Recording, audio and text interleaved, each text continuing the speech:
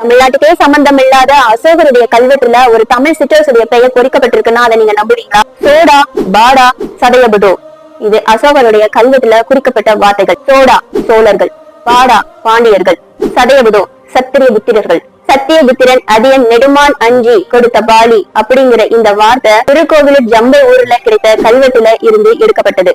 கிமு 3ஆம் நூற்றாண்டை சேர்ந்த அசோகருடைய கல்வெட்டுலையும் கிபி 1ஆம் நூற்றாண்டை சேர்ந்த திருக்கோவிலூர் ஜம்பை ஊர்ல கிடைத்த கல்வெட்டிலையும் குறிக்கப்பட்ட ஒரே பேரு சத்திரியபுத்திரர்கள். 2000 வருஷத்துக்கு முன்னாடி தமிழகத்தை ஆட்சி செய்த சேர சோழ பாண்டிய மன்னர்களுக்கு இணையா இருந்தவங்களும் இவங்கதான். இந்த வம்சத்துல வந்தவன் தான் அதியமான். தனக்கு மிஞ்சினதை தானமா கொடுக்கறது மட்டுமல்லாம தனக்கிட்ட இருக்கக்கூடிய அரிய பொக்கிஷங்களையும் தானமா கொடுக்கக்கூடியதுல பாரி போன்றதே வள்ளல் குணம் படைத்தவனா அதியமான் இருக்கான். வட தமிழகத்தை கிட்டத்தட்ட 400-500 ஆண்டு காலமா ஆட்சி செய்தான். இப்ப இருக்கக்கூடிய தர்மபுரி பண்டைய தமிழகத்தினுடைய தகடூரா இருந்துச்சு. இந்த தகடூரை தலைமையிடமா வச்சுதான் ஆட்சி